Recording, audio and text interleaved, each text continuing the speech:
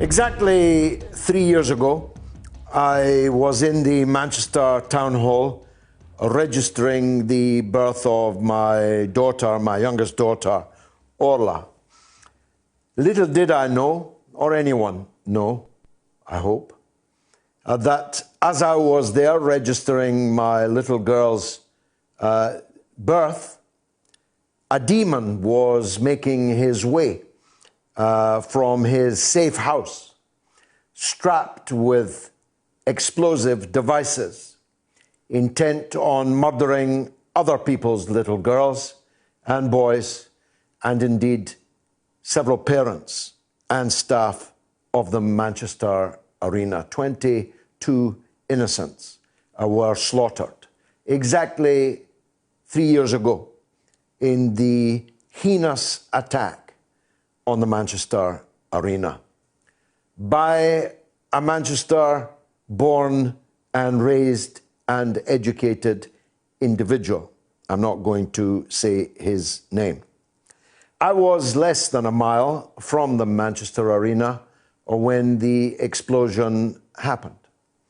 And I will never forget the sheer horror as the news spread that an attack on children at the Ariana Grande concert in the Manchester Arena had been mounted. And the horror on discovering that the mass murderer had lived amongst us all of his life. I knew the community from which he sprang. I call them a community, but they were in fact a cell of fanatic extremists assembled by successive British governments and placed in Manchester to await a time when they would be of value to British foreign policy and the British intelligence services. And that time came when the so-called revolution to overthrow Gaddafi and his government in Libya, this was the hour. And the control orders that had been placed upon this group of dangerous extremists were lifted. Their passports were returned. The family of the mass murderer, the child killer, were amongst those. Encouraged? No, sent back to Libya to join the revolution to overthrow the government of Colonel Gaddafi. I raise these matters because no one has been held to account for the policy choice of successive British governments from the 1980s onwards that were based on the absolutely immoral principle that my enemy's enemy is my friend, even if your enemy's enemy is even more repulsive than your original enemy. And we've been across this course now so many times before. In the 1980s, at the same time as we were planting this cell in Manchester, similar kinds of people became our friends in Afghanistan on precisely the same principle that my enemy's enemy is my friend. So we built a Frankenstein monster in Afghanistan, but we also built one closer to home in Manchester. And the lives and limbs of our children were torn to pieces by that monster that we created. My good friend and colleague Afshin Rattansi is the host of the RT flagship show, Going Underground, quite the best thing on the network. And I'm glad to say, having followed this story throughout as he has, that he joins us now. Afshin, welcome to the mother of all talk shows. It's a melancholy subject, alas. But I'm right, am I, that the community of killers harboured by British governments in Manchester ended up killing our children. Well, it's a privilege to be on, George. Yes, I think you are right. And, in fairness, honorable exceptions to the journalists commemorating today's anniversary and the anniversary this week. I mean, Peter Oborne, the journalist, actually said there is every reason to speculate that what happened, the evil handiwork, was in part a direct consequence of MI6 meddling.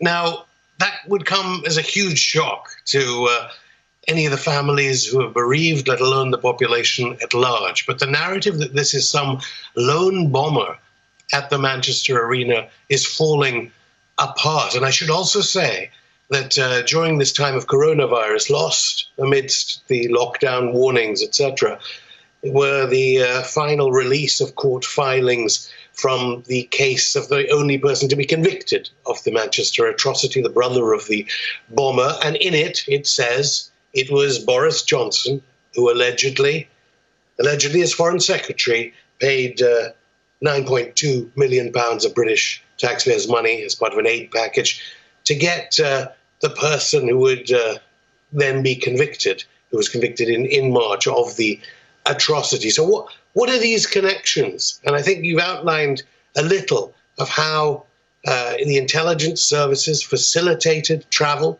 between Manchester and Libya, the British government's obsession, their failed attempt to assassinate Gaddafi, after which they brought back these elements of extreme Salafism and Wahhabism, who would then later on go on to Syria as part of the rebels, sponsored and supported definitely by British media, American media.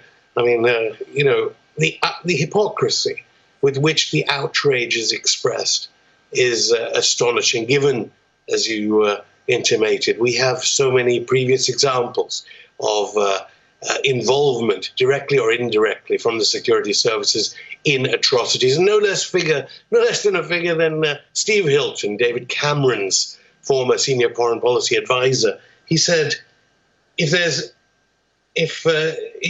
actually said Theresa May was responsible for the security failure of Manchester, and that she should be resigning, not seeking re-election. She, of course, was Home Secretary during the Manchester atrocity.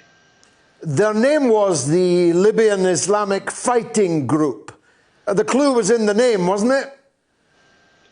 Yes, and also to be noted here is the switching of sides here, whereas in Afghanistan, arguably, Britain has consistently supported what would become al-Qaeda, and in Syria has consistently supported, arguably, what would become ISIS-Daesh and al-Qaeda. In Libya, under Tony Blair, we had a rapprochement with Gaddafi and the privatized fossil fuel company BP's involvement. I should also add, Labour Party very strongly involved in this. The Kerslake inquiry was supposed to investigate the circumstances around the Manchester Authority. Who is Lord Kerslake? None other than a top civil servant who advised John McDonnell and Jeremy Corbyn. And no surprise, arguably, that you won't hear from Corbyn or McDonnell about Libya when they were in any chance of getting any power in this country. They were being advised by the man who did the inquiry into the atrocity and brought out, arguably, a whitewash that did not mention MI6 and MI5 involvement in bringing and facilitating the Libyan fighting group. Shocked, I tell you. Now, even at the minute level of detail of this particular child killer, there are a number of questions. As I say, I was living there at the time, that have never been answered satisfactorily for me. For example, this individual, the child killer, was repeatedly reported to the authorities, mainly, I should say, from other Muslims in the Manchester area, including in his own mosque, but also his school teachers, repeatedly reported to the British authorities as a potentially dangerous, radicalized fanatic. But nothing was done to monitor this person. On the contrary, he was given his passport back by Theresa May, and was facilitated, waved through the airports of this country as long as he went to Libya to fight Gaddafi. There's so many unanswered questions. God forbid if I was the parent of one of those children that was killed, I'd be looking for a bit more noise from the political class on this, Afshin. Yes, and I suppose there are valiant bereaved members still fighting for truth, of course, in Lockerbie. And it should also be said, we had a killing of a former soldier just near where I'm speaking to you from, Lee Rigby. Yes. Similar questions over MI5, MI6 facilitating of travel of jihadis. And then there's the question, and you're right, there are so many questions, albeit that we do have the court filings now, which were made public in March, finally. We have questions about why the New York Times was able to publish pictures of the remains of the improvised explosive device, and the British police, the Manchester police, saying this wasn't helpful. Rex Tillerson, the former boss of Exxon, who was Trump's then Secretary of State, saying, yeah, we leaked that information. And I've got to tell you that facilitating of the extradition of the person who has eventually been convicted, he claims, and his barristers claimed, he was tortured in Libya with the connivance of the intelligence services, which means that our current Prime Minister, Boris Johnson, is alleged to have been part of a £9 million payoff to get the person who was convicted back here in safe hands, and he was interrogated, allegedly tortured, in a way that could only have been with the connivance of the intelligence agencies, as questions that were being asked of this brother of the person that blew himself up in Manchester. Apparently, those questions could only have come from, it was called a particular type of police operation. These are the allegations of Stephen Camlish.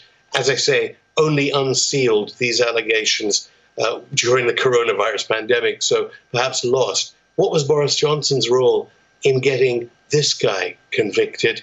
And why was the US State Department so interested in getting someone? Was it to stop these wider questions?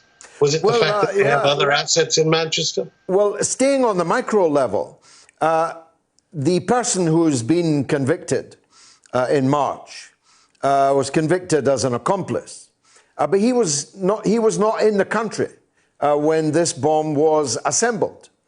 And it's my understanding of the technicalities involved that the child killer himself could not have created these devices, and that therefore there is someone else likely at large.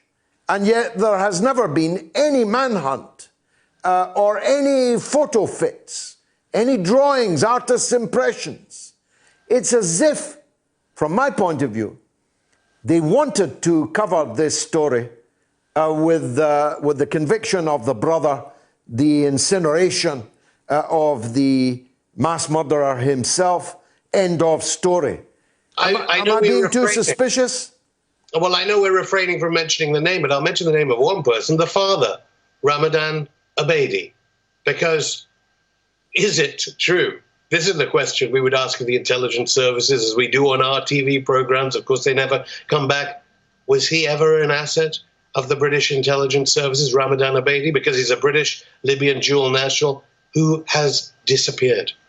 And it was he who took the person who blew himself up at Manchester Arena first as a teenager to fight against Gaddafi's government. I should add, of course, the Libya of Gaddafi, the richest per capita African country, and now, of course, in utter chaos. So where is Ramadan Abedi? Why are the police, why are the intelligence services, why is the press not seeking to interview him? I'll tell you, we were the first people on Going Underground to speak to Musa Ibrahim, a Gaddafi spokesperson. We went to ask him for the first time, because no one knew where he was. He disappeared.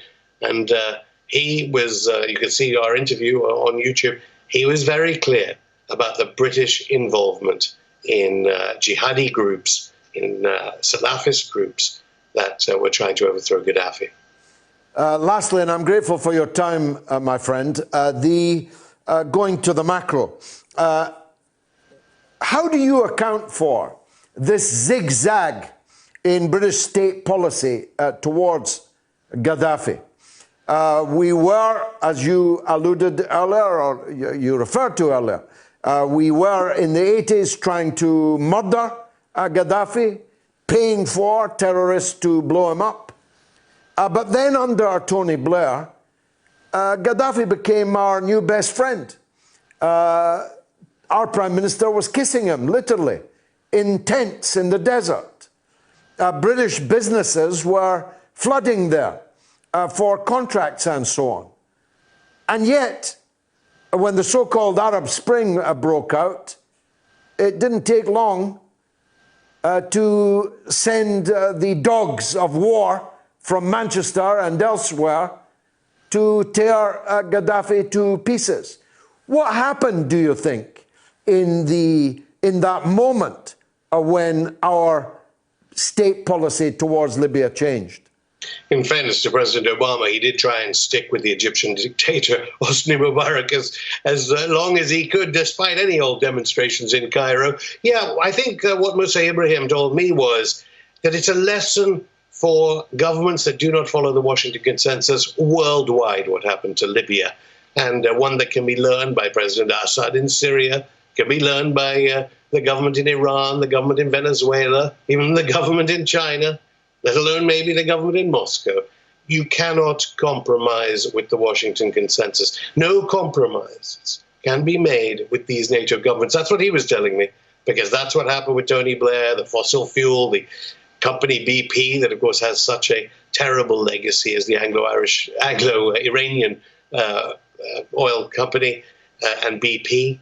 We know that that BP deal was just part of other geopolitical strategies by NATO governments. So I suppose one lesson from all of this for the developing world and the global south is don't negotiate with imperialism.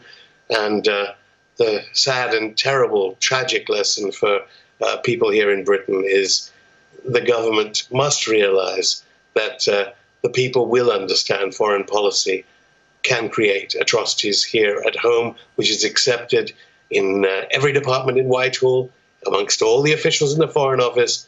But in the media, no, it's just down to lone gunmen, lone bombers. These are outliers not connected to the British state. Afshin Rattansi, host of Going Underground, a must-watch on RT. Thanks for joining us on the mother of all talk shows.